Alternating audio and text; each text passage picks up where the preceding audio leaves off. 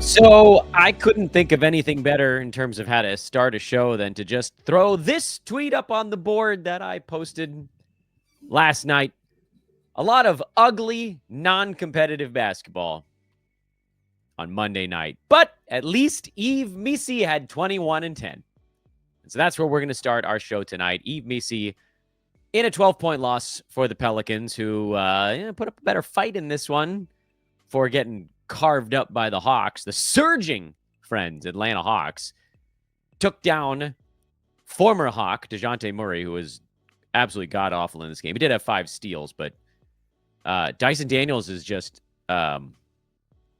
defensively kind of electrifying. There aren't that many guard wing defenders that you can say that about, but he's just ruining people right now. But let's not get sidetracked by that. We're going to go through each of the games one by one in a minute. I want to start by talking about Yves Missi, who had 21 and 10 with a steal and a block. And there's a couple things that we need to get into here on the Missi front. Number one, he was an ad late last week, and I had some folks that were like, yeah, he's been an ad for a really long time. But if you're just going based on sheer ranking, that's not actually true. He had a couple of good games blended in there, but for the most part, he was quite bad until I guess it would be like November 25th. What day of the week was that? Was that last Monday? Yeah, it was last Monday. And I think that's when McCollum came back. And then a couple days later, DeJounte Murray came back. And I don't think it's a coincidence. I've mentioned it kind of in passing on the show. But sometimes players actually need guys with gravity around them to put them in the position they should be in. And, it's not that the minutes changed dramatically. They're a little bit better, probably because he's playing better. But, you can look at games where Missi was out there playing 29, 30 minutes and just not doing much with it. There's Denver and the Lakers back-to-back in the middle of November. He played 58 minutes over those 2 games. He averaged 7 points. 9 turnovers, I think he had in those 2 games. He just was all out of sorts because the ball ended up in his hands. And this isn't a guy where you want the ball to end up in his hands. This is a guy you want him to just be grabbing it and dunking it. Don't shoot. Don't start with the ball in your hands. Get it at the end of a play. Get it from DeJounte Murray. Get it from CJ McCollum. Get it from Trey Murphy if the Pelicans could find their way to a decent number of assists in a given night. I guess they had 21. It was mostly DeJounte. He needs somebody to get him open. It's not that crazy. It's not a newfangled or a harebrained idea. It's just really interesting when you see it in practice because all these guys were out. Bash my microphone in the middle of a sentence. All these guys were out a week and a half ago, and Missi couldn't do a thing because defenses didn't have to worry about anyone. There were no double teams. Nobody had to, we better take care to stop Brandon Boston Jr. Sorry, Brandon Boston Jr. I'm not meaning to pick on you. But teams aren't afraid of those guys. There's nothing that they can do that forces a team to alter their strategy in any way. And now all of a sudden, teams have to alter their strategy. They got to figure out how to cover McCollum, and they got to cover Trey Murphy out beyond the 3-point line, and DeJounte's running point guard stuff. And all of a sudden, Yves Missi is open. So, obviously, he's been a pickup for about 4 or 5 games in a row now, but this one really is going to ice it. His rostership has gone up 8% in the last day. That was before this game actually happened. I managed to get him in, 1 or 2 spots. I'll take it. But in a sea of ugly, non-competitive basketball, Yves Missi had 21 and 10 and really locked himself in as one of the really nice pickups, particularly over this past week. You guys are watching. You're watching people reply to and like this tweet in real time because, pulling back the curtain, I am recording this podcast somewhat on the early side because the games were all over by 7:30 Pacific time on Monday night. That's a glorious thing. All right. I'm Dan Vespris. Welcome to Old Man Squad Fantasy Basketball. You can follow me on Twitter at Dan Vespris, DanBesbris. I am Old Man Squad over on the brand new Blue Sky social media network. Please take a moment to like the video, subscribe, however you're taking in the content. And if you're listening on Apple or Spotify, that 5-star review is a big deal. Again, there was a big sort of tranche of, I I learned that word while we all waited on votes to get counted a few years ago. There's a tranche of new reviews that came in over the last week or so. So thank you to those that did that. And BetOnline continues to be the world's most trusted betting platform and your number one source for online betting. You can better yourself by bettering. From the earliest odds to in-game live betting, BetOnline provides you with all the action and the ability to watch the games as they're happening with the largest selection of odds on everything from football to the NBA and college basketball to NHL to UFC. Head to BetOnline today and don't forget to use promo code BELIEVE, BLEAV, for your welcome bonus on your first deposit. BetOnline. The game starts here again. That welcome code again is BLEAV, believe. Get that sweet, sweet bonus. Here's what happened on Monday night. New Orleans, we were just talking about Yves Missi, lost in Atlanta to the Hawks, who are now a break-even 500 basketball team. They actually look like kind of lightly competent. They played a lot of games. I think they're at a league high 22 right now, but they're not alone at that mark. And they're winning on the road. They're winning at home. They've won 4 games in a row. One of the longest win streaks in the NBA behind the Magic and the Bucks, I believe. Oh, the Grizzlies also have a pretty good win streak going. And the Hawks are they're just eating teams up right now. But first, quick look at the Pelicans. We already talked about Yves Missi, DeJounte Murray, Trey Murphy, and CJ McCollum are the only guys that I have the stones to play. I would love it if someday down the line they were just like, Javonte Green, cut loose, dude, because he has a pretty well-rounded fantasy game, but there's no way you can trust him on a night-to-night basis. And Brandon Boston, who had 19 on 15 bench shots in this game. What's a bench shot, Dan? I don't know. He's not a guy that you're trusting. I mean, even in a scheduling spot, it's questionable decision-making, but you could maybe make the argument there. But how about them Hawks, man? Dyson Daniels bounced back. He'd been slowed a little bit of late, which I don't think anybody should be super surprised with. Pushed himself back up to number 26. He's back up to an early third rounder in 9-cat. 19 points, 5 boards, 4 steals, a block. He did it efficiently.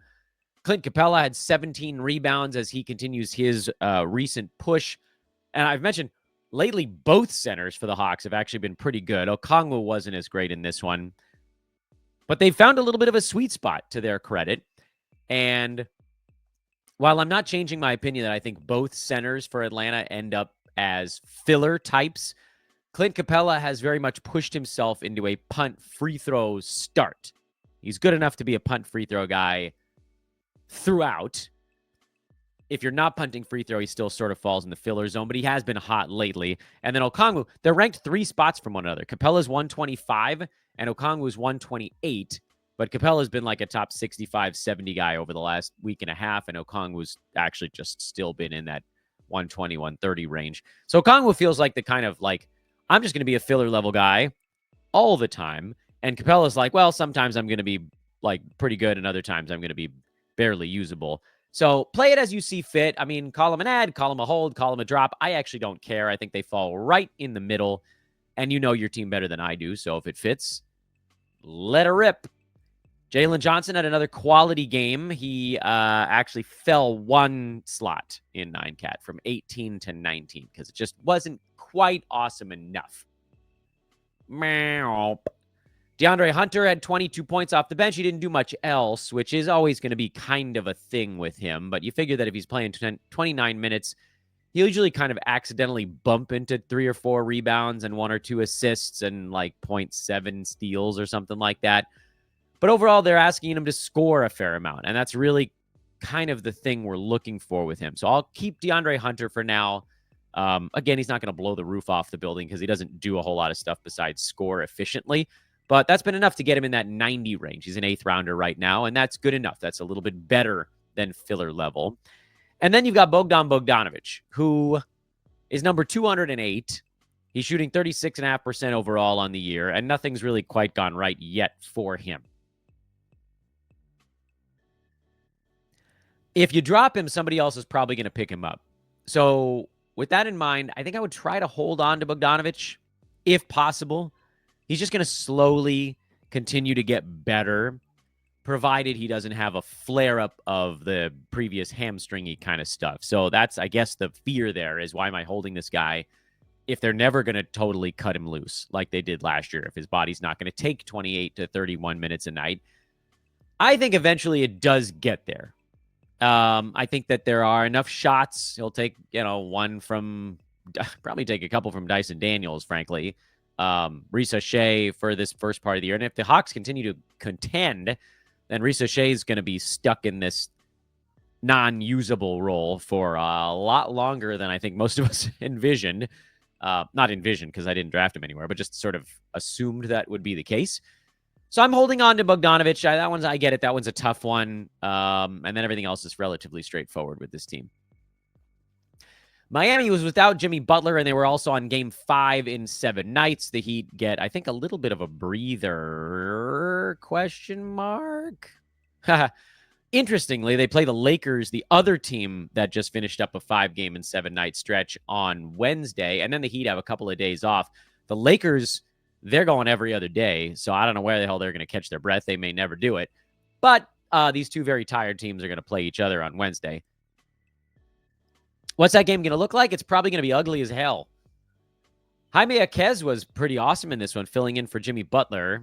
Haywood Highsmith, I guess you could also argue, was filling in for Jimmy Butler. And Terry Rozier went into his turtle shell. I don't know what the hell happened. This should have been a really easy opportunity for him, and it wasn't. I'm holding / adding Rozier. I know he went down, and then his minutes were screwy, and honestly, that might be part of it, was do we bother playing him in the back-to-back? And they did, but did they really? And he didn't have anything in the tank. No one on the team really did, because this is what teams look like when they're playing 5 games in 7 nights. Or you could say, oh, Boston, they really took them apart. This is the way it's gone. I think like the first 2, there have been something like 11 or 13 situations like this so far this year. I'm not going to count it up while we're doing a podcast. It's not that many. It's like 1 or 2 pop up weekly. And then I think we'll probably have a stretch where there aren't many here because we don't have the next week and a half scheduled out. But then the next one after the NBA Cup is Denver. They got one that goes from 12:22 to 12:28. As my family's beating the hell out of each other in the next room. Glorious day. A man asks for peace. A man is not granted peace.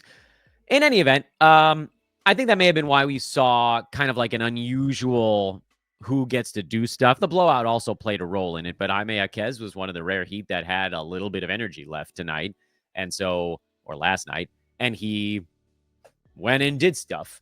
But don't read too much into it. I'm not picking up Jaquez. I'm not picking up Highsmith. I don't know how long Jimmy Butler's out anyway.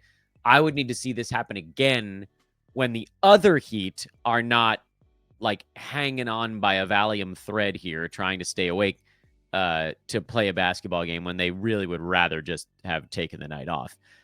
And Boston knew this was the case and still played most of their guys. I'm a little surprised that Tatum didn't take a night off. Seems like based on the results, maybe he should have. Peyton Pritchard went nuts. These are the kind of games where guys like that go a little bit extra buck wild because they've got all this wiggle room. And Luke Cornett, forget Nimias Queta, it was Luke Cornett that went crazy. This is why I didn't pick up any centers for the Celtics, because I didn't know who was going to be the guy. He had 6 blocks. Jaylen Brown skipped the last one, didn't shoot very well, but had a pretty good game. And nice to see Derek White back. I don't know why I'm talking about the Celtics, because there was really like almost nothing at all to take away from the Boston side, other than to say Boston is actually at the front end, basically, give or take, of a 5 and 7 stretch. So this was game 2 on night 2. They're off tonight, Tuesday night. They play Wednesday hosting Detroit. They're off Thursday, and then they play Friday, Saturday hosting the Bucks and the Grizzlies. Having home games at the end of a 5 and 7 stretch is a little bit easier than having road games. Just ask the Heat and the Lakers last night. But it is still an opportunity for them to likely kind of pull the plug on some of their guys for a game or two. And just make sure that, because they don't want to cash everybody. The Celtics have this advantage of being at the top of the Eastern Conference. They could almost do it with their eyes closed with the amount of talent they have on that team. So someone's resting in those Friday, Saturday games. I don't know who it's going to be or which game, but I would venture to say that Tatum, Brown, White, Holiday, they're all very much at risk. Drew Holiday is almost a guarantee to rest one. Porzingis and Horford are basically a guarantee to rest one. And I wouldn't be surprised to see one of those other guys take one off also. Meanwhile, I thought Sam Hauser was going to have a better game in this one, and he probably would have gotten a bunch of playing time instead of Jordan Walsh, but he missed it with personal reasons. So that's a name to keep on your back burner if you wanted to try to figure out a Celtic perhaps to stream later on during their 5-7 stretch. Lakers were also ill-prepared for a basketball game, their 5th and 7 nights. LeBron James was left on the court until he was able to continue his streak of 10 or more points, and then he got pulled in what honestly might be the worst game I've ever seen LeBron James play.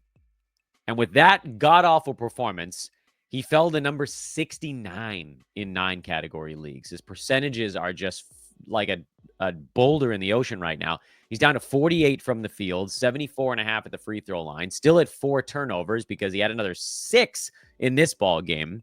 He's just been flat out bad. And then if he's bad and Reeves is out, it's D'Lo versus the universe, and that usually doesn't go all that great. Although D'Angelo Russell actually had a pretty good ball game. Rui Hachimura kind of survived it. Anthony Davis, not really, but kind of barely maybe survived it. Dalton Connect did not. He's going to get dropped in a bunch of spots, and that's great because I'm going to pick him up when the Lakers are a little bit more rested. So, like, don't go crazy here. The main guys will be fine. I wonder if you could buy low on LeBron, but his name is LeBron James, and so I feel like the answer is you can't. That it almost doesn't matter how bad LeBron plays. I don't think there's ever a time when you can buy low because his presence is larger than life. But if you could, this would certainly be the time to do it. As far as Minnesota goes, everybody gets to play. This was a blowout early. I don't know why Rudy Gobert ended up with 32 minutes. I think it just had to do with the way the rotations landed. But DiVincenzo got to do more. Naz Reid got to do more. Mike Conley got pulled early because they didn't need him for this ball game. He was good, though, before he went down. Nickeil Alexander-Walker had 15 points. Anthony Edwards, oddly enough, had the game from hell, and his team still was able to smoke the Lakers. This game, unfortunately, dropped Anthony Edwards all the way down to number 29 in 9-cat. Just ruined his percentages, specifically field goal. And here's the other thing. I as much as this whole three-point barrage has been entertaining for the Ant-Man, I don't think he's going to keep up 5 threes a ball game. Well, he'll be fine. There's a bounce back coming, I'm sure. But again, don't read too much into this one because, as we mentioned, it was a non-competitive day of basketball. Really, just that first ball game was relatively competitive. Everything else was crap. You got the zombie Brooklyn Nets. It's Dennis Schroeder and... Oh, Nick Claxton played also. If you're looking for like a name you might have recognized, Dennis Schroeder played 30 minutes, roughly. Had 16 points, 10 assists, so that's pretty good. Nick Claxton had 11 and 8 with a steal and a block. Serviceable. Whitehead had 16 threes. Yeah. Must be tough to go through life with your last name as the name of a pimple. Anyway, he had a pretty good ball game, but you're not doing anything with it. Tyrese Martin had 15. You're not doing anything with it. Shake Milton had 14. I don't care. Keon Johnson had 8. I don't care. Day'Ron Sharpe had 4. And I definitely don't care. And Trendon Watford, who I picked up in a volume league for his back-to-back Sunday, Monday, had 12 and 5. And I feel like that was good enough. But there's just nobody. You don't want to mess with these dudes. You don't want to mess with the unknowns when we're still at the part of the season where the other teams are trying.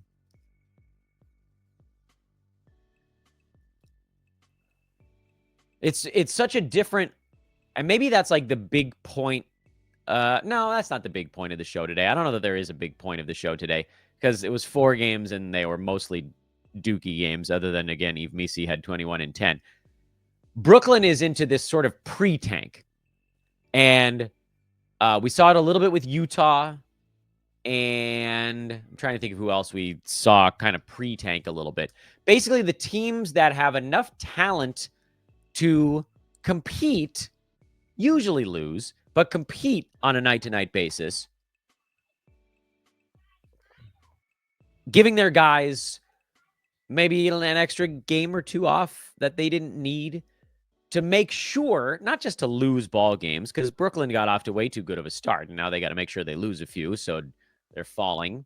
I'm trying to think of anybody else. I guess the Raptors you could probably accuse of sort of pre-tanking a little bit. And the injuries are real. That's the thing to stress here. They're not made-up injuries, but guys aren't getting rushed back. That's the big difference. Like, well, could you play? Maybe, but I bet you'll feel a lot better if you come back in 5 days instead of right now. And teams are willing to do this at the beginning of the year because they can rack up some losses, and then later in the season, they just kind of take the shackles off and see what the hell happens and don't have to worry about whether or not they win or lose. The reason I bring this up is the pre-tank, and yes, this is if you're looking at my sweatshirt and you're watching on YouTube, you should hit the like button, and you're wondering what the hell that is on my chest. It's a sticker of Luigi that my 4-year-old slapped on me, and so I just left it because whatever, I got stickers on my face all this time. The defensive side, what they're playing against, is very different during a pre-tank than it is during the late season tank, which we've all come to know as silly season. Because in silly season, a lot of teams don't care. The good teams don't bother to play defense because they know they're going to be gifted the game in the end anyway. And the bad teams don't know how to play defense to begin with. So, great. So at the end of a season, the last, 3 to 6 weeks or whatever you want to call it, as silly season time, you get lineups like we got from Brooklyn in this one. And at that point, I might say, yeah, like go stream Shake Milton, go stream Tyrese Martin, because they'll be playing against a Bulls team then that either won't care or is going to know that they're going to coast. And then they start to just take games lightly. It's just human nature. And it's a sports betting angle really at its core, but it applies to fantasy stats as well, maybe even more so on a DFS side.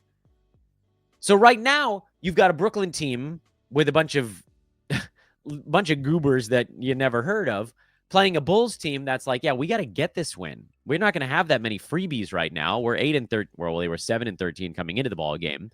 They were 8-13 coming into the ball game. We got to get this one because we got to get even with the Pistons for that 10 seed. Whereas, if there's 2 weeks left in the season and the Bulls are 5 games out of a play-in spot, they're probably going to coast. And then you're going to see these crap dink players put up giant lines because nobody's bothering to guard them. Right now, teams are still guarding. Not all teams. There are always those teams in the NBA that kind of play down to the level of the competition. We've seen the Lakers do it forever. Old teams tend to do it. The Bulls are not an old team. They have a couple of veterans in there, but they're not old. At least not by kind of traditional standards. Buzelis had a nice game on the Chicago side. I don't really care because he did it in 22 minutes, so it's not sustainable, but at least it was a thing.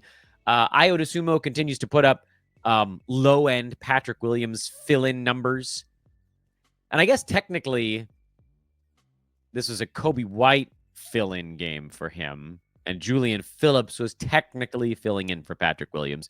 But Ayo's been in the starting lineup for the last, 4 or 5 games, and he's been decidedly fine.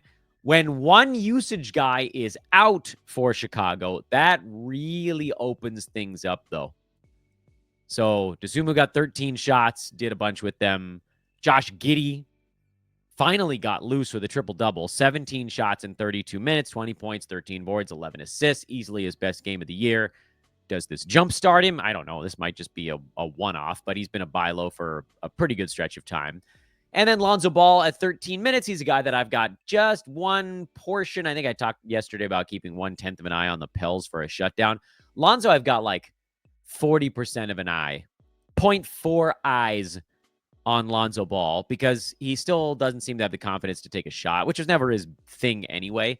But you can see he really he's not looking for it. He's just trying to get his sea legs back. And if he ever does, then he's a guy that I'm going to stuff on my Roto Games Cap bench and see what happens.